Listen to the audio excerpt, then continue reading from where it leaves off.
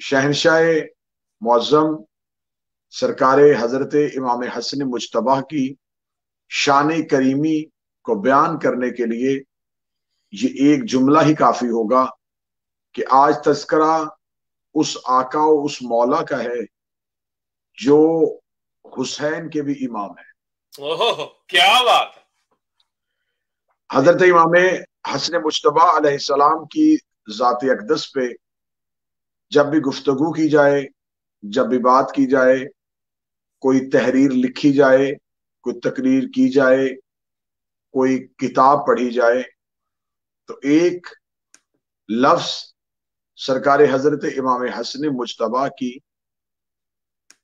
सीरत में मौजूद होता है, जो हर तहरीर और हर तकरीर में आपको पढ़ने और सुनने को मिलता है। सुलह इमाम हसन।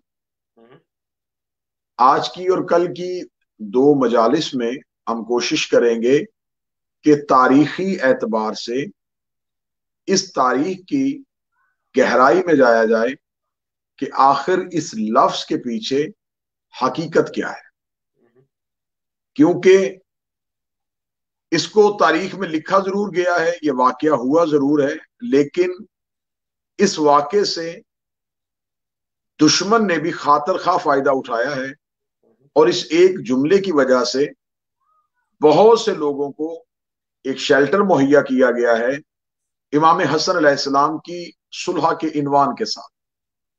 यानी कि सुलह इमाम हसन मुजतबा हदायत के लिए और उम्मत को बचाने के लिए थी, ना कि कुछ शख्सियात को बचाने के लिए थी। बेशक। सबसे पहले हम हजरत इमाम हसन अलैहिस्सलाम की पाक तैयब जिंदगी का मुतालिया जब करें तो हमें बहुत से ऐसे रोशन पहलू नजर आते हैं जो कि सरकार हजरत इमाम हसन मुजतबा के नुमाइयां हैं। सबसे पहली चीज ये है कि ये आदम से लेकर हजरत इमाम हसन तक पहली फजीलत सिर्फ हजरत इमाम हसन मुजतबा को हासिल हुई कि इनकी माँ भी मासूमा थी और इनका बाप भी मासूम। क्या बात है जी। इनके पास ये फजीलत आई कि इनकी वालिदा सैयदत निसाइल आलमीन है और इनका बाप अलीउल मुर्तजा वलीउल आलमीन है। सरकार हजरत इमाम हसन मुजतबा 15 रमजान को 3 हिजरी ज़ाहरी तौर पे दुनिया में अपनी ज़ियारत से लोगों को मुशर्रफ करवाया। सरकार हजरत इमाम हसन मुजतबा की जिंदगी की पहली गदीर पढ़ने लगा हूं, क्योंकि हर इमाम के ऐलान इमामत के लिए पिछली हुज्जत को कोई ना कोई गदीर बनानी पड़ती है, कोई ना कोई गदीर तरतीब दी जाती है जिसमें उस इमाम की इमामत का ऐलान किया जाता है। जैसा कि रिसालत माब सल्लल्लाहु अलैहि वसल्लम को अरब के लोग, मक्का के लोग अब्दुल्ला का बेटा समझ रहे थे, लेकिन दावत जुल अशीरा में हजरत अबू तालिब अलैहिस्सलाम ने रिसालत माब की तकरीर रखवा के अरब के लोगों को ये बात वाज़े तौर पे पैगाम पहुंचा दिया कि ये मेरा सिर्फ भतीजे ही नहीं बल्कि अल्लाह के रसूल भी हैं। तो रसूल की रिसालत का जो पहला ऐलान हुज्जत के लिए तरतीब दिया गया वो दावत जुल अशीरा में हुआ। उसके बाद अगली हुज्जत अमीरुल मोमिनीन थे। अमीरुल मोमिनीन की विलायत, इमामत और खिलाफत का ऐलान करने के लिए रिसालत माब को गदीर में बहुक्म इलाही लोगों को रोकना पड़ा और बनसे कुरान मौला अमीरुल मोमिनीन की विलायत के ऐलान को एक मोहब्बत नहीं बल्कि तबलीग रिसालत के तौर पे अंजाम देना पड़ा।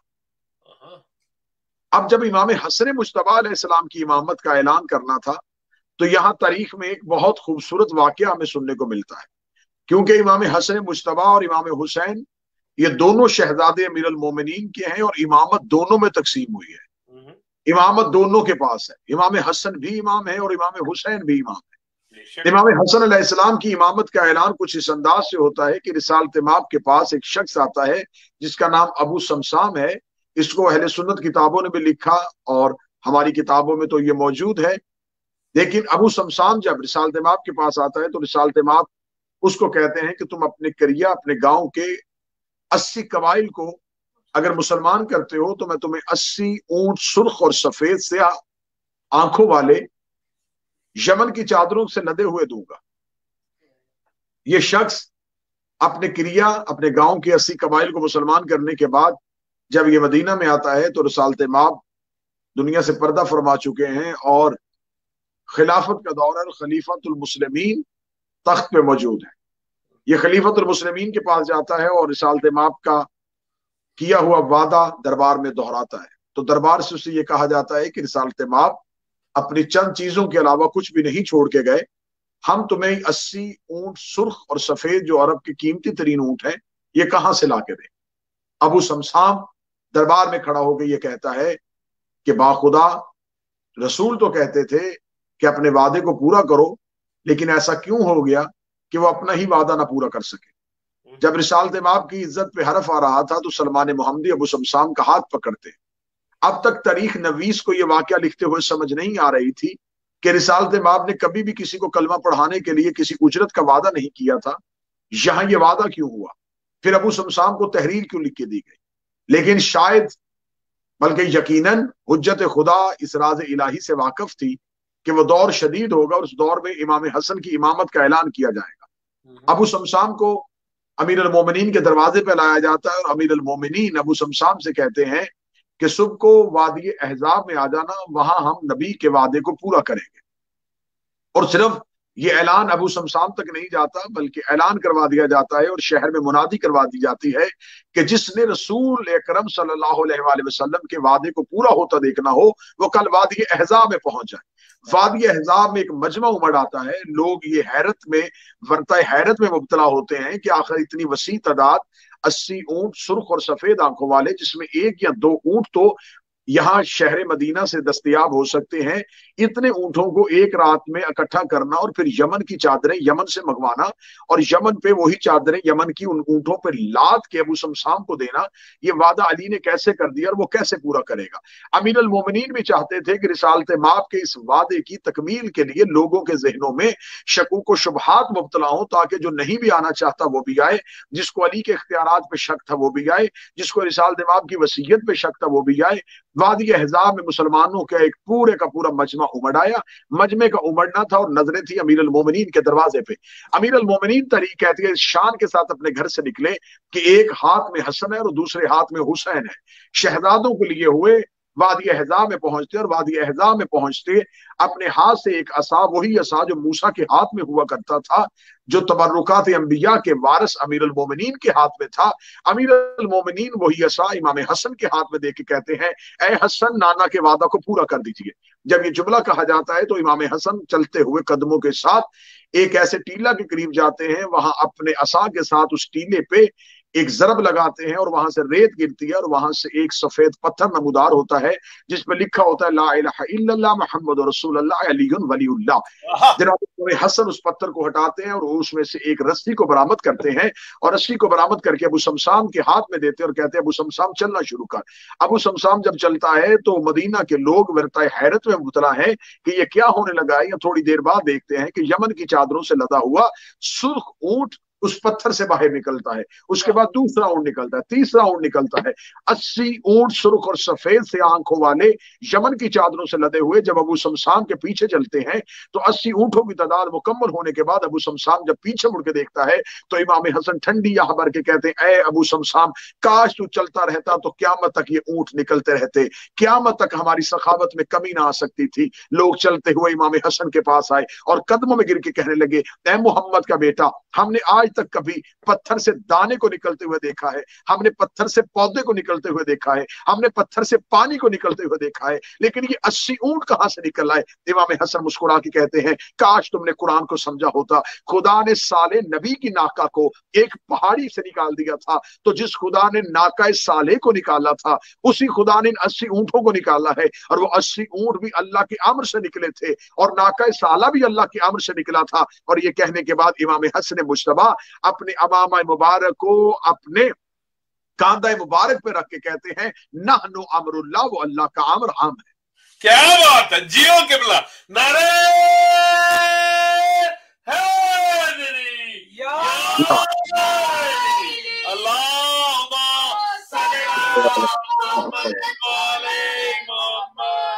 जियो किबला, माशाअल्लाह। देखने में बाजार पहली गदीर थी जहां हजरत इमाम हसन मुश्तबा ने अपने इख्तियारात को वाज़े कर दिया। इमाम हसन मुश्तबा के इख्तियारात वाज़े हो चुके थे। अमीर अल मोमिनीन نیند کی زندگی میں، یعنی کہ اگر اس اختیار کو میں نے تاریخی اعتبار سے پڑھا، اگر میں عقائد کے اعتبار سے پڑھوں تو یہ جملہ ٹھیک ہوگا کہ علی کے ہوتے ہوئے جو اپنا اختیار دکھا رہا تھا، کیا بات ہے قبلہ، کیا علی بات جیسے شہنشاہ کے ہوتے ہوئے جس نے اپنی قدرت و طاقت کو دکھایا۔ کتابوں میں لکھا ہے، صاحب بہار علامہ بجل سے لکھتے ہیں کہ امام حسین علیہ السلام وہ ہستی ہیں جن کے سامنے محمد حنفیہ بیٹھتے تھے تو امام حسین کے جلال کی وجہ سے کلام نہیں کرتے تھے، گفتگو نہیں کرتے تھے۔ امام حسین کی محفل میں بیٹھ کے محمد حنفیہ کلام نہیں کرتے تھے جلال حسین کی وجہ سے۔ اور وہی بہار میں آگے لکھا جاتا ہے کہ وہ محمد حنفیہ جو احترام اور جلال حسین میں محفل حسین میں بات نہیں کرتے تھے، وہ حسین جلال حسن کی وجہ سے محفل حسن میں کلام نہیں کرتے تھے۔ امام حسن مجتبی وہ تاریخ ساز شخصیت۔ اب جو میں نے جملہ کہا جس پہ 2 مجلسوں پہ ہم کوشش کریں گے کہ تاریخی اعتبار سے اس کا احاطہ کریں، جس لفظ کو متنازع بنایا گیا اس کا نام ہے، اس عنوان کو لکھا جاتا ہے صلح امام حسن۔ دیکھیں صاحبان، میں یہ بات پہلے آپ کے اذہان عالیہ میں ارسال کروں کہ تاریخ کا مذہب نہیں ہوتا، تاریخ کی حیثیت ایک نیوز پیپر کی ہوتی ہے، وہاں واقعات کو کوڈ کیا جاتا ہے، لیکن مورخ تاریخ لکھتے ہوئے واقعے کے آخر میں نتیجے کو تبدیل کرتا ہے۔ اب یہاں لفظ لکھا گیا صلح امام حسن۔ صلح امام حسن کے ساتھ بہت سے لوگوں کو یہ غلط فہمی ہوئی، انہوں نے یہ غلط فہمی پھیلائی کہ دیکھیں امام حسن نے صلح کر لی تھی تو لہذا جن سے صلح کی گئی ہے اب انہیں دشمن تصور نہ کیا جائے۔ میں سب سے پہلا سوال یہاں رکھنا چاہتا ہوں اہل زبان سے کہ اگر آپ نے صلح امام حسن لکھا تو آپ کو یہ بھی ماننا پڑے گا کہ صلح ہمیشہ دشمن کے ساتھ ہوتی ہے، دوست کے ساتھ نہیں ہوتی۔ تو آپ کو صلح کے بعد میں تاریخ نہیں پڑھنی شروع کرنی پڑے گی، آپ کو دیکھنا پڑے گا صلح سے پہلے دشمنی کیا تھی۔ پہلے آپ کو دشمن ماننا پڑے گا پھر صلح ماننی پڑے گی۔ دوسری بات، صلح عام لوگوں کے درمیان ہوتی ہے، اپنے جیسوں کے درمیان صلح ہوتی ہے۔ حجت کے سامنے لفظ صلح کا استعمال نہیں ہو سکتا۔ یہ لفظ تاریخ میں اس سے پہلے استعمال ہوا ہے، یہ رسالت مآب صلی اللہ علیہ وسلم کے لیے استعمال ہوا تھا صلح حدیبیہ کی صورت میں۔ لیکن معاف کیجئے گا، بعض ہمارے شیعہ ممبر سے بھی پڑھتے ہوئے کہا جاتا ہے کہ رسالت مآب نے بھی صلح کر لی تھی، امام حسن نے بھی صلح کی تھی، لیکن رسالت مآب کی صلح میں اور امام حسن علیہ السلام کے معاہدے میں بڑا فرق ہے۔ صلح رسول کافروں کے ساتھ تھی، کافر امتی نہیں ہوتا۔ بے شک صلح کا مطلب ہے کہ جنگ بندی، صلح کا مطلب ہے سیز فائر، صلح کا مطلب ہے جنگ کو روک دینا۔ لیکن جب کوئی مسلمان ہو کے حجت کا کلمہ پڑھ لے، حجت کی اطاعت کر لے، تو اس کے لیے لفظ صلح صادر نہیں آئے گا۔ وہاں امتی اگر غلطی کرے تو وہ امام سے معافی مانگے گا۔ بے شک معافی کا لفظ آ سکتا ہے امتی کے لیے، صلح کا لفظ نہیں آ سکتا۔ چلے میں اس کو اور آسان کرتا ہوں، حر نے شب عاشور امام حسین سے صلح نہیں کی تھی، کیا بات، امام حسین سے معافی مانگی تھی۔ بے شک جب امتی کو اپنی غلطی کا احساس ہو جائے تو وہ حجت سے معافی طلب کرتا ہے۔ اب یہاں پہ کیا ہوا کہ امام حسن مجتبی کے سامنے ایک معاہدہ امام حسن علیہ السلام نے لکھا۔ وہ معاہدہ لکھنے کی ضرورت کیوں محسوس؟ ہمیں ضرورت کو دیکھنے کے لیے تاریخ میں جانا پڑے گا کہ آخر امام حسن علیہ السلام کا دور کون سا دور تھا۔ جب ہم اس سے پیچھے جاتے ہیں تو ہمیں نظر آتا ہے کہ امام حسن مجتبی کے دور سے پہلے مولا امیر المومنین کا دور جو تھا، رسالت مآب کی زندگی کے آخری ایام اور اس کے بعد مولا امیر المومنین کی زندگی کے مصائب اور آلام، جب ہم اس پہ نظر دوڑاتے تو ہمیں ایک چیز واضح طور پہ نظر آتی کہ رسالت مآب صلی اللہ علیہ وآلہ وسلم کے دنیا سے جانے کے بعد امیر المومنین کو ان کے حق سے محروم رکھا گیا۔ جب ان کے حق سے محروم رکھا گیا اور خلافت جو ہے وہ امت نے تقسیم کی، اور 25 سال کے بعد امت جب دوبارہ آئی، مولا امیر المومنین کے دروازے پہ آتی اور آ کے کہتے ہیں علی آپ خلافت کو قبول کر لیجئے، تو امیر المومنین کہتے ہیں کہ آج سے 12 سال پہلے تم میرے پاس آئے تھے اور تم نے مجھ سے یہی شرطیں رکھی تھی اور میں نے تم سے کہا تھا کہ اگر تم قرآن اور سنت پہ عمل کرو گے تو میں علی خلافت کو قبول کروں گا. تم نے قرآن اور سنت کے ساتھ ایک سیرت کا تذکرہ کیا تھا. میں نے انکار سیرت سے کیا تھا اور آج بھی میں اسی انکار پہ کھڑا ہوں. اگر تم اس سیرت میں چاہتے ہو تو علی تمہاری خلافت کو قبول نہیں کرے گا, چاہے تم 100 خلافت کے زینے اور عبور کر لو. علی پہلے دن اپنی اسی شرط پہ کھڑے تھے کہ صرف قرآن اور سنت ہوگا اور امیر المومنین کی رائے جو کہ امام کی رائے ہوتی ہے اس کی اہمیت ہوگی. کسی امتی کی سیرت کا تذکرہ نہیں ہوگا, کسی غیر معصوم کی سیرت کا تذکرہ نہیں ہوگا. امت 3 بار امیر المومنین کے دروازے پہ, امیر المومنین نے تینوں بار اسی شرط کو رکھا کہ قرآن اور سنت, قرآن اور سنت, قرآن اور سنت. آخر حکومت والوں نے اور امت نے امیر المومنین کی بات کو قبول کیا اور آ کے کہا کہ اے امیر المومنین اب آپ خلافت کو قبول کر لیجئے, ہم آپ کی شرط قبول کرنے کے لیے تیار ہیں. امیر المومنین نے کہا چلو مسجد میں مسجد میں آتا ہوں. اب امیر المومنین مسجد میں آئے اور امیر المومنین نے مسجد میں آ کے جو خلافت کا خطبہ دیا, امیر المومنین نے کہا کہ دیکھو تم نے خلافت کو مجھ سے دور رکھا تھا صرف انہی وجوہات کی بنیاد پہ کہ میں نے تم سے کہا تھا کہ قرآن اور سنت کے علاوہ کسی کی سیرت پہ عمل نہیں ہوگا. میں علی آج بھی یہی چاہتا ہوں کہ قرآن اور سنت کے علاوہ کسی کی سیرت پہ عمل نہیں ہوگا. اگر یہ چاہتے ہو تو میری ہاتھ میں بیعت کرو. لوگوں نے بیعت کرنی شروع کی. اب میں یہاں پہ جملہ کہنا چاہتا ہوں, یہ بیعت جو ہو رہی تھی یہ 2 طرح کی بیعت ہو رہی تھی. یہاں پر ایک کانفیڈنس کا ووٹ آ رہا تھا اور ایک نو کانفیڈنس کا ووٹ آ رہا تھا. جس پہ اعتماد کیا جا رہا تھا اس کا نام علی تھا اور امیر المومنین یہاں صرف اپنی بیعت نہیں لے رہے تھے. امیر المومنین کہہ رہے تھے کہ میری شرط ہے کہ قرآن اور سنت کے علاوہ کسی کی سیرت پہ عمل نہیں ہوگا. امت نے مان لیا کہ کسی کی سیرت پہ عمل نہیں ہوگا. جب امت نے مان لیا کہ کسی کی سیرت پہ عمل نہیں ہوگا تو اس کا مطلب ہے کہ جن سیرتوں پہ عمل ہوتا رہا امت نے ان کی نفی کر دی.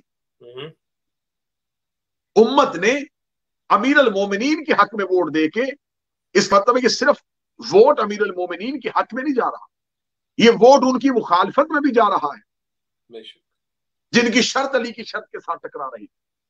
بے شک امیر المومنین اس ایک شرط کے ساتھ حکومت کو قبول کرتے کہ قرآن اور سنت پر عمل ہوگا.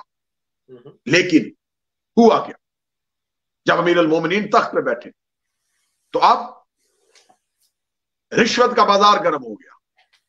اب لوگوں کو خریدا جانا شروع ہو گیا. اب ایک ایسا معرکہ شروع ہو گیا جہاں پر لوگوں کو کھینچا جا رہا تھا امیر المومنین کے خلاف. دمشق مرکز بن گیا, شام مرکز بن گیا. امیر المومنین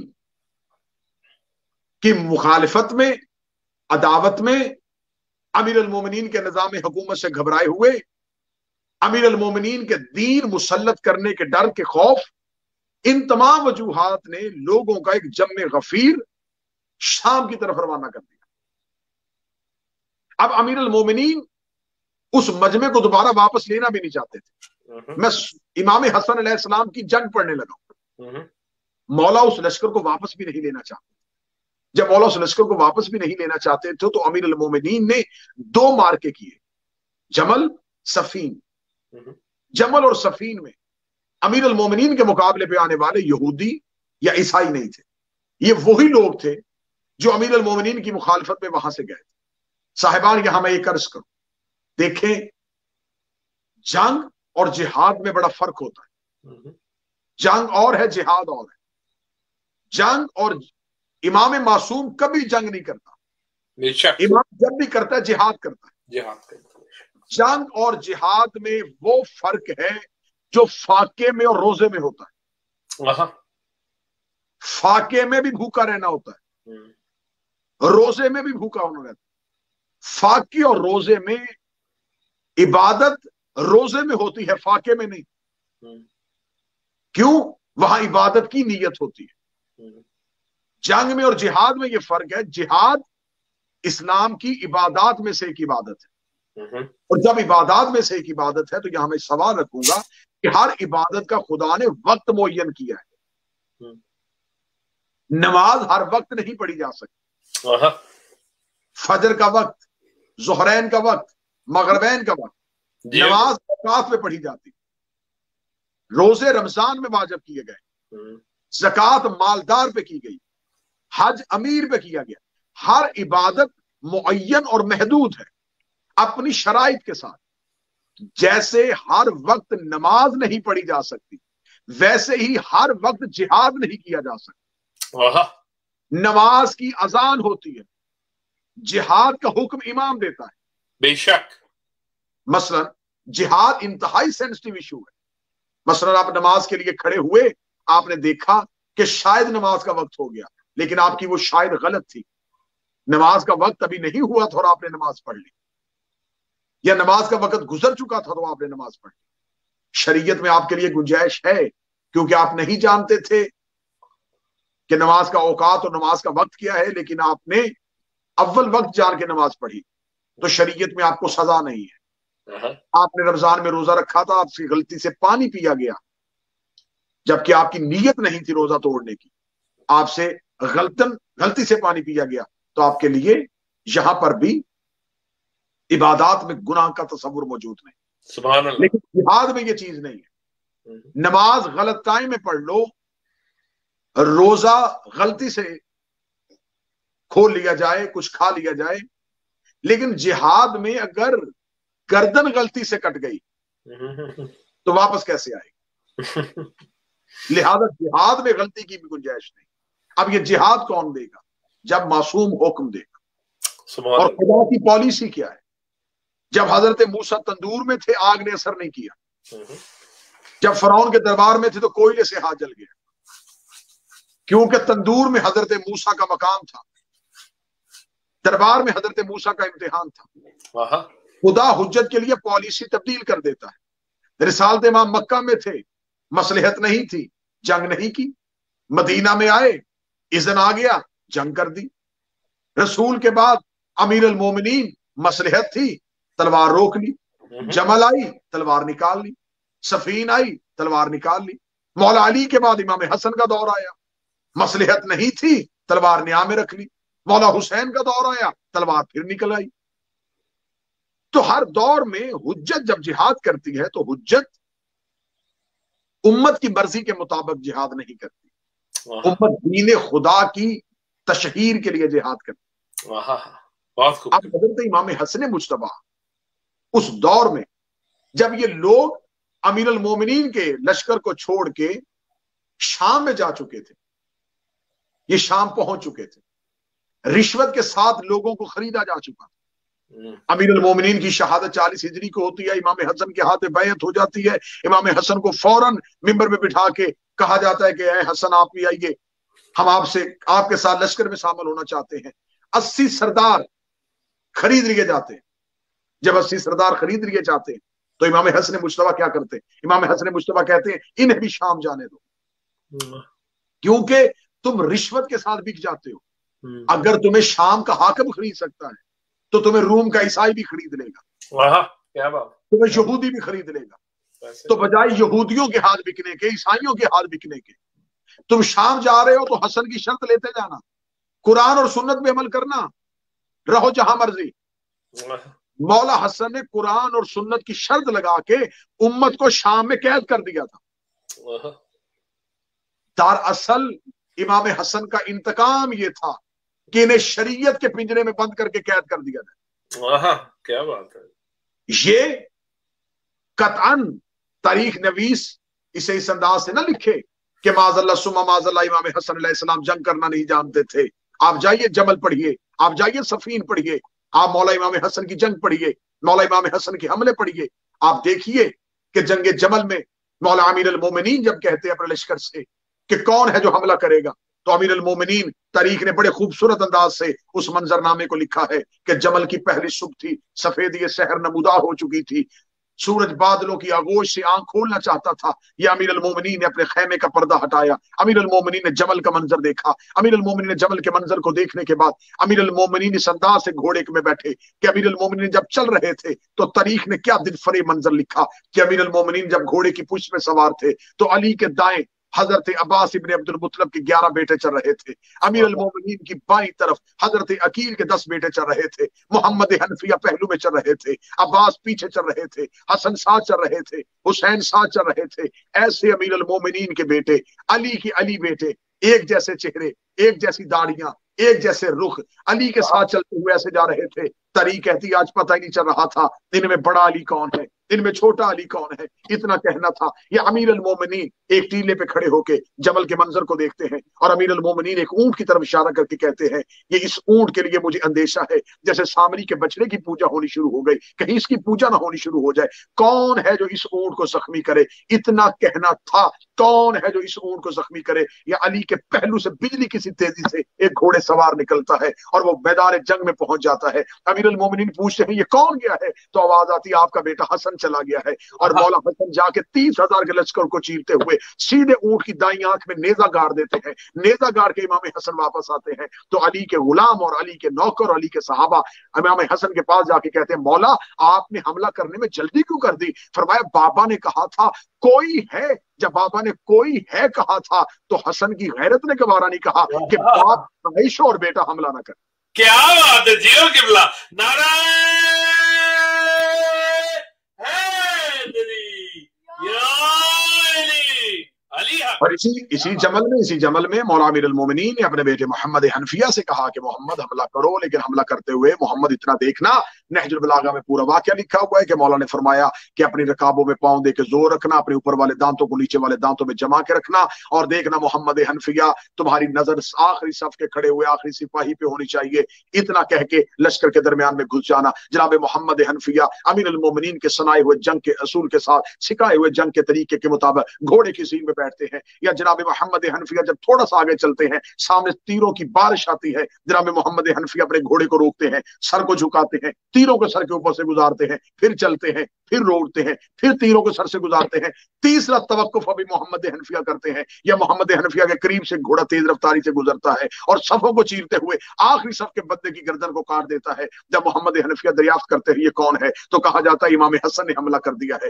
امام حسن لشکر میں گھس گئے ہیں۔ محمد حنفیہ وہیں پہ رک جاتے ہیں، اپنی آنکھوں کو جھکا لیتے ہیں، امیر المومنین کا گھوڑا محمد حنفیہ کے قریب آتا ہے، محمد حنفیہ کے چہرے میں پریشانی ہے اور ماتھے میں خوف کا پسینہ ہے، امیر المومنین آ کے کاندھے پہ ہاتھ رکھتے تھے، محمد کس بات پہ پریشان ہو رہا ہے کہ تم نے حملہ نہیں کیا اور حسن نے حملہ کر دیا، تیرا اور اس کا کوئی مقابلہ نہیں، تو علی کا بیٹا ہے، وہ مصطفیٰ کا بیٹا ہے۔ کیا بات ہے جی، نعرہ حیدری یا علی۔ یہ وہی امام حسن ہے جنہوں نے صفین کے میدان میں اکیلے نے پورے کا پورا گھاٹ خالی کروا دیا تھا۔ جب امام حسن خیمے میں ہیں اور امام حسن کے کان میں آ کے خبر پہنچتی ہے کہ پتہ چلا ہے کہ فرات کا کنارہ علی کے مخالف لشکر نے پہرے کے ساتھ بند کر دیا ہے اور کسی علی کے لشکر کو پانی نہیں لینے دے رہے، تو مولا امام حسن چلتے ہوئے جاتے ہیں، امیر المومنین سے جا کے پوچھتے ہیں بابا آپ کیا چاہتے ہیں، کیا فرات کا گھاٹ خالی کروایا جائے؟ یا امام حسن فرات کا گھاٹ خالی کروانے کے ساتھ جب گھوڑے کی زین میں بیٹھتے ہیں اور گھوڑے کی زین میں بیٹھ کے جاتے ہیں تو کتابیں کہتی ہیں یہاں مال کی اشتر کو جب پتہ چلتا ہے، جب مال کے اشتر کی کان میں آواز پہنچتی ہے کہ امام حسن جا رہے ہیں اور وہ پہنچ گئے ہیں فرات کا گھاٹ خالی کروانے کے لیے، تو جناب مال کی اشتر کتابیں کہتی پہلی بار ایسا ہوا مال کے اشتر نے گھوڑے پہ زینے رکھی، گھوڑے کی ننگی پشت میں بیٹھ گئے اور اپنے گھوڑے کو امام حسن کے پیچھے دوڑایا۔ جب امام حسن کے پیچھے دوڑا رہے ہیں تو امیر المومنین نے کہا رک مالک، ذرا مجھے حسن کی جنگ دیکھنے دے اور مجھے حسن کا حملہ دیکھنے دے۔ کتابیں کہتی ہیں ایسے 80,000 لوگ فرات کے گھاٹ کے اوپر کھڑے ہیں اور فرات پہ قبضہ کیا ہے، یا امام حسن جاتے ہیں، چہرے پہ نقاب ہے، امام حسن اس انداز کے ساتھ فرات کے ساتھ جاتے ہیں کہ امام حسن اپنی تلوار کو بالکل سیدھا کرتے ہوئے یوں گردنوں کو کاٹتے ہوئے فرات کے کنارے کے قریب جا رہے ہیں۔ یوں ہی جب گردنیں کٹتی ہوئی دیکھی ہے تو ایک شخص جو شام کے لشکر سے تھا وہ ایک ٹیلے کے اوپر چڑھ کے کہتا ہے، اس نے کہا بچ جاؤ اس جوان سے، اس کے چہرے کا نقاب اور اس کی تلوار کا رو بتا رہا ہے یا علی آ گیا ہے یا علی کا کوئی بیٹا آ گیا۔ کیا بات ہے، نعرہ حیدری یا علی، علی حق۔ اور اگر آپ اس سے بھی زیادہ اگر آسان کرنا چاہیں اور اس سے بھی زیادہ بہتر کر کے مجھ سے سننا چاہیں تو میں امام حسن کی شجاعت ایک جملے میں بند کروں گا، جیسے سمندر قطرے میں سمویا جاتا ہے، ایک جملے میں امام حسن کی شجاعت بند کرنا۔ اتنے شجاع تھے امام حسن کہ عباس حسن کے شاگرد تھے۔ کیا بات ہے، نعرہ حیدری یا علی، علی حق۔ تو حضرت امام حسن مجتبیٰ نے یہ جو قلم اٹھایا تھا، انشاءاللہ ہم کل کی مجلس میں اس کی مکمل تفصیل सुलह की शर्तें और इमाम हसन मुज्तबा के कातिल के मुकम्मल तारीखी हकायक आपके सामने बेनकाब करेंगे कि इमाम हसन मुज्तबा की सुलह की शराइत क्या थी और सुलह की मजीद मुहर्रिकात क्या थी। इमाम हसन मुज्तबा ने जो कागज कलम उठाया था, ये मुआहिदा असल में मलूकियत की मौत का परवाना, बादशाहत को उनकी अपनी अबदी नींद सुला देना था।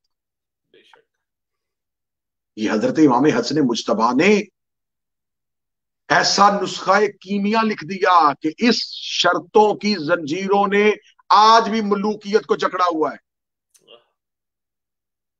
एक जुमले पे पूरी की पूरी तकरीर तमाम हो जाती है।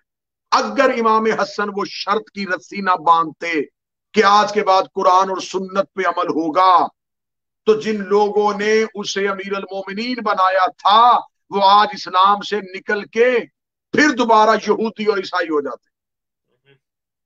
इमाम हसन मुज्तबा ने बांध दिया उम्मत को कुरान और सुन्नत की शर्त की जंजीर, और आज तक इमाम हसन मुज्तबा आज भी उम्मत में जहां जहां आपको दुश्मनी अहले बैत नजर आ रही है, वहां आप एक चीज देखेंगे, अहले बैत से भूस है, कुरान सीने के साथ। आले मोहम्मद से दुश्मनी है, लेकिन सुन्नत का ढिंढोरा पीटा जा रहा है। जहां अहले बैत को छोड़ के कुरान और सुन्नत की बात हो रही हो, तो समझ लेना मलूकियत का नुमाइंदा है और हसन की जंजीर में जकड़ा हुआ है। वरना ये बहुत जल्दी अपने गले से इस्लाम की रस्सी को खोल देते हैं, बहुत जल्दी अपने उसी दीन पे पलट जाते। तदब्बुर हसन था, हिकमत इमाम हसन थी। आज पहली रात है क्योंकि ये दो शहादतें हैं।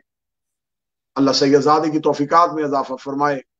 अल्लाह विलायत अली इस चैनल को जनाब सैयदा ज़हूर इमाम ज़मा के वक्त इसे नुसरत इमाम ज़मा पे और ताईद इमाम ज़माना पे इसको लिखा जाए, और इस चैनल के साथ जितने भी अफराद वाबस्ता हैं और बिलखसूस बरादर जी वकार सैयद इंतसार शाह साहब, मेरा मालिक वलीउल असर इस कावश और सही को कबूल फरमाए। साहिबान, शहादत एक नहीं, शहादत दो हुई। आज भी मजलूमियत रिसालत माब है कि आज भी रिसालत माब के साथ लफ्ज वफात लिखा जाता है, जबकि सही बुखारी में लिखा है कि आखिरी वक्त में दवा पिलाई जा रही थी और नबी इनकार कर रहे थे। दवा में शिफा होती तो रसूल कभी इनकार न कर। आज तक उम्मत जिस नबी का कलमा पढ़ रही है उस नबी की शहादत से नावाकिफ है। खबर ही नहीं कि हमारे नबी की आखिरी लम्हे किस गुर्बत की हालत में गुजरे। ये वही कायनात का रसूल जिसने मक्का में पत्थर खाए थे, जिसने कांटे बर्दाश्त किए थे, जिसने सोशल बाइकाट बर्दाश्त किया, शेब अबी तालिब में महसूर रहे, लेकिन कलमाए हक उम्मत तक पहुंचाया। गदीर के बाद उस रसूल को इतना तन्हा कर दिया गया कि रिसालत माब अपने हुजरे में खामोश होकर रह गए। साहिबान, ये तारीख लिखना, ये पढ़ना आसान काम। जिस उम्मत को मक्का से लेके चले थे, जिनके लिए कितना तकलीफें और कितनी मुसीबतें बर्दाश्त की थी, दुश्मनी अली और बुग़्ज़ अली ने उस रसूल को इतना तन्हा कर दिया कि रसूल अपने हुजरे में तन्हा होकर रहे। जब जनाब खदीजतुल कुबरा की आखिरी अय्याम थे, जनाब खदीजतुल कुबरा ने रिसालत माब से एक वसीयत करते हुए कहा था, या रसूल अल्लाह, मैं खवैलत की बेटी, मैं आपके घर आई, मैंने ना बेहतर लिबास मांगा, ना मैंने बेहतर खुराक मांगी, अच्छा खाना मिला, अच्छा लिबास मिला ना मिला, लेकिन या रसूल अल्लाह, आखिरी वक्त में मैं खदीजा कुछ मांगना चाहती हूँ। रिसालत माब ने कहा, बोल। ज़हरा की माँ, तेरे बड़े एहसान हैं, अल्लाह ने करम भी देख किया, तेरे एहसान का बदला दिया, इमामत तेरी नस्ल में रख दी, जन्नत की सरदारी तेरी नस्ल में रख दी, खतून जन्नत तेरी बेटी बन गई। फरमाया ये एहसान परवरदिगार है, लेकिन या रसूल अल्लाह मैं माँ भी तो हूं ना, मैं माँ होकर कुछ मांग सकती हूँ? फरमाया ज़हरा की माँ मांग। रो के कहती है या रसूल अल्लाह मेरी फातिमा का भाई कोई नहीं। इतना कहना था, या रिसालत माँ की आंखें आंसुओं से भर आई। फरमाया खदीजा क्या कहना चाहती हो? फरमाया या रसूल अल्लाह मेरे बाद अपनी उम्मत को बता देना मेरी फातिमा का ख्याल रखना। इतना कहना था। रसूल रो के कहते हैं खदीजा जिंदगी में तो कोशिश करूंगा तेरी फातिमा ना रोए, लेकिन मेरे मरने के बाद उम्मत सलूक क्या करे इसका वादा नहीं। फरमाया या रसूल अल्लाह आपकी उम्मत आपके जाने के बाद मेरी फातिमा को रुलाएगी। इतना कहना था। या रिसालत माप कहते बहुत रोएगी मेरे जाने के बाद तेरी बेटी। कहते या रसूल अल्लाह फिर मुझे बता मेरे जाने के बाद मेरी फातिमा कैसे रोएगी? रिसालत माप की आवाज आई खदीजा मेरी उंगलियों के दरमियान देख। बीबी देख कहती है एक दरबार है और एक मस्तूर दरमियान में खड़ी। बस साहिबान यही आज की शब जब रिसालत माप तन्हा रह गए, जब रिसालत माप को उन्हीं के हुजरे में तन्हा कर दिया गया, तो रिसालत माप ने जैसे जनाब खदीजा ने वसीयतें की थी अपनी अकलौती बेटी फातिमा को बुलाया। आप पूरा साल सुनते हैं जनाब इमाम हुसैन और बीबी सकीना का मिलना। आज की मजलिस में सुनिएगा जनाब सैयदा को रसूल का विदा। आखिरी वक्त है, रिसालत माप बिस्तर पे, रिसालत माप सैयदा का सर पकड़ के अपने सीने पे रखते। सीने पे सर रखने के बाद रिसालत माप कहते फातिमा मेरे बाद रोना ना। बीबी रो के कहती है बाबा आपके पास जिंदगी का तसव्वुर नहीं, बाबा आपके बाद मैं फातिमा जिंदा कैसे रहूंगी? रसूल रो के कहते फातिमा अपनी जिंदगी में मैंने अपनी उम्मत को बड़ा दिखाया, तू दरबार में आती थी मैं मिंबर छोड़ देता था, जितनी देर आप खड़ी रहती थी मैं खड़ा रहता था, जब तक आप गुफ्तगू करती थी मैं खामोश रहता था। मैंने आपके दरवाजे पर रुक रुक के उम्मत को बताया आपके दरवाजे का एहतराम क्या है, मैंने दरूद पढ़ पढ़ के बताया आपके दरवाजे की इज्जत क्या है, मैंने सलाम कर करके बताया कि आपके दरवाजे का हया क्या है। सैयदा मेरे बाद उम्मत कैसा भी सलूक करे ज़हरा, लेकिन एक वादा करता हूं मैं ज्यादा देर तुम्हें रहने नहीं दूंगा। फातिमा चंद दिन इस दुनिया में गुजार लेना, मैं बहुत जल्द तुम्हें अपने पास बुलाऊंगा।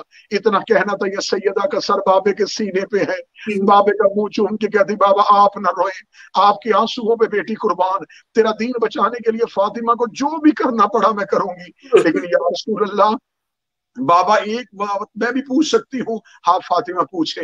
रो के कहती है ये मुसीबत सिर्फ माँ तक रहेगी, मेरी औलाद पे तो असर नहीं। इतना कहना था, चीखे मार के रोए रसूल। फरमाया फातिमा तेरे जाने के बाद तेरी औलाद भी रुल जाएगी।